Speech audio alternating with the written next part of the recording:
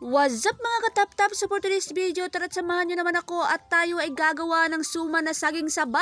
Kaya ano pang hinihintay nyo? Tara!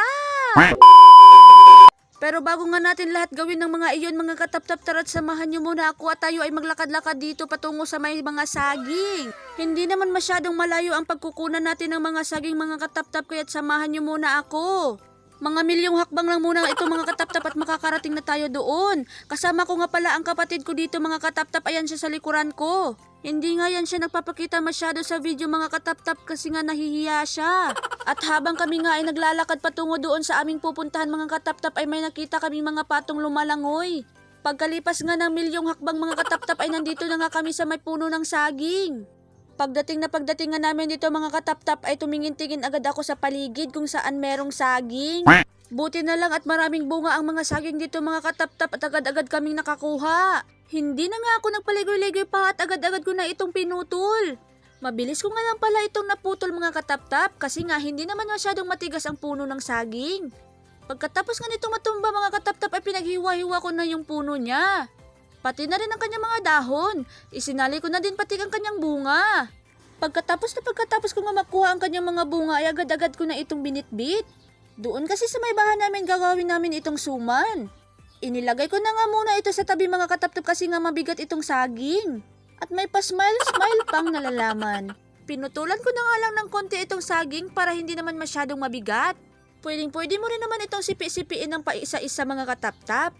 Pero mas minabuti ko na nga lang itong hindi sipi-sipiin at dadalhin ko na lang ito ng isahan.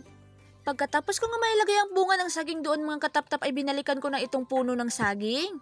Pinaghiwa-hiwa ko na nga lang muna itong puno ng saging mga katap-tap para hindi ito magkalat dito. Kasi nga pag ito nagkalat dito, mapapagalitan tayo. Pagkatapos ko nga maglinis doon mga katap-tap ay inayos ko na itong itak. Kasi nga kami ay uuwi na at bitbit ko na itong mga saging. Binilisan na nga din namin ang aming paglalakad dito para na makapag-umpisa na tayo sa ating lulutuin. Sa pagkuha pa nga lang ng saging mga katap-tap ay natagal-tagalan na tayo. Malayo-layo din kasi ang pinagkukunan mga katap-tap. Pero mas buti na rin yung ganito mga katap-tap kaysa sa bumili pa tayo. Dito ay kukuha lang tayo at wala tayong babayaran. Mas mabuti nga talagang may tanim tayo. Makakamura ka pa at hindi ka mapapamura dahil sa sobrang mahal. Dahan-dahan nga lang din ako sa paghakbang dito sa may tulay mga katap-tap kasi nga nakakatakot. Makalipas nga ng ilang minuto sa paglalakad namin mga katap-tap ay nakarating na nga kami dito sa aming paruroonan. Dito nga pala namin ito gagawin sa may puno mga katap-tap kasi nga dito mahangin. At yan nga ang aming kinuha na saging. Saging saba na hilaw. At hindi na nga kami nagpaligoy-ligoy pa at hiniwa-hiwa ko na itong saging mga katap-tap. Hiniwa-hiwa ko ng paisa-isa at binalatan ko ang mga ito. Hindi naman siya masyadong mahirap balatan pero madaming nakadikit sa iyong mga kamay. Mga tagok yun dito sa aming mga katap-tap. Pero mga mansya ata yun. Basta yun na yun. Basta yung mga nakadikit sa kamay mo pero pag nilagyan mo naman ito ng oil o kaya mantika ay natatanggal naman agad ang mga ito. Ganyan nga lang pala ang pagbalat ko ng mga saging mga katap-tap. Hihiwaan ko lang nga na muna ng konti dito sa may gilid para mas madali siyang mabuksan. Hindi naman siya ganun kahirap, madali lang naman itong gawin. Pagkatapos ko nga mabalatan lahat ng saging na gagamitin ko, nagpunta na kami agad-agad dito sa may bumba o sa may puso. Bumba nga pala ang tawag niyan dito sa amin. Dito ko na nga hinugasan ang mga saging. Naging kulay purple nga pala ang tubig na yan mga katap-tap dahil sa tagok o di kaya mancha. Pagkatapos ko na nga mahugasan lahat ay para lang akong nagkuskus ng cheese. Para lang talaga siyang cheese mga katap-tap. Hindi naman siya masyadong mahirap gawin mga katap-tap. At habang ikaw nga ay nagkukuskus ay nag-e-enjoy ka pa. Mag-e-enjoy ka naman talaga kapag ang ginagawa mo ay nagugustuhan mo. Yun lang naman talaga ang paraan mga katap-tap para hindi ka mabilis mapagod sa mga pinaggagawa mo. Hindi naman masyado madami ang lulutuin namin mga katap-tap, kunti lang. Pagkatapos ko nga makuskus lahat ng saging ay kumuha na ako ng buko. Isasahog din kasi ito sa gagawin kong suman. Nahirapan nga pala ako ng konti sa pagkuha ko dyan sa buko na yan. Pagkatapos ko nga makakuha ay binuksan ko na agad. Siyempre pagbukas pa lang ng buko ay iinom agad tayo. Pagkatapos ko nga uminom dyan mga katap-tap ay binuksan ko na ng tuluyan ang buko. Para naman ang makuskus na natin ito at masahog na natin sa ating gagawing suman. At tsaran! Yan nga pala lahat ng nakuha kong buko. Pagkatapos ko nga kumuha ng mga buko mga katap-tap ay kumuha na naman ulit ako ng saging. Dahon pala ng saging mga katap-tap.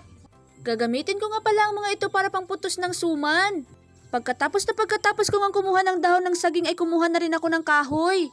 Pati na rin pala ng tungtungan ko ng kaldero. At nang nakapagpapoy na ako ay nilagay ko na ang dahon ng saging sa may kalayo. Ganito nga pala ang gagawin mga kataptap para hindi matigas ang dahon ng saging pag tayo ay nagbabalot. At heto na, nakahanda na ang lahat ng aking gagamitin para sa aking gagawin na suman. Kaunti lang pala ang lulutuin natin ngayon mga kataptap. Kumuha na rin pala ako ng isang lagayan para ipagsama-sama silang lahat. Inuna ko na rin nilagay ang kinuskus kong saging. Sunod ko naman nilagay ang asukal. Pagkatapos kong mabudbud ang mga asukal na yan mga kataptap, ay isusunod naman natin ilagay ang buko. Pagkatapos mailagay lahat ng sahog sa ating lulutuin mga kataptap ay ganito na ang mangyayari. Hahaluin lang ng hahaluin ang mga ito hanggang sa maging ganito na ang kanyang itsura.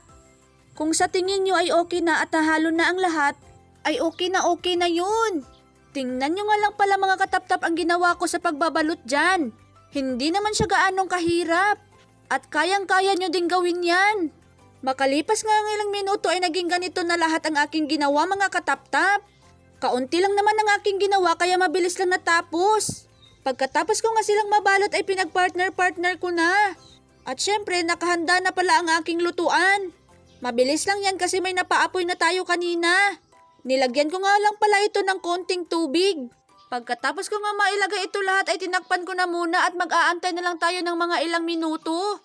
Habang nag-aantay nga ako dito ay may nakita akong mga bibing lumalangoy. At bago ko nga makalimutan mga kataptap, huwag nyo sanang kalimutang mag-like, follow, subscribe, and share.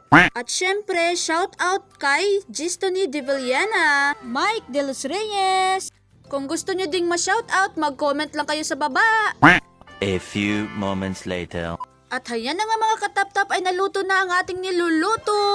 Magiging ganyan nga pala ang kanyang itsura kapag luto na siya. At kumuha na nga ako at ating itatry kung talagang luto na nga ba. Hindi ko nga pala kinuha ang lahat ng yan mga kataptap. Kumuha lang ako ng konti. At ating itatry kung talagang masarap nga ba ito. Hinay-hinay ko na nga itong binuksan dahil nga napakainit sa kamay. At sa sobrang init ay mapapabitaw ka talaga. Binitawan ko na nga lang ito saglit at nang kaya ko na ay kinuha ko na. At syempre, pag kaya mo nang ingkitin, ay ingkitin mo na. Ay kagatin pala yun mga kataptap at baka hindi nyo maintindihan kung ano yung ingkitin. At syempre, kung tatanungin nyo ako kung masarap, ay syempre, napakasarap. O siya, hanggang dito na lang. Kita-kita ulit sa susunod na video. Paalam!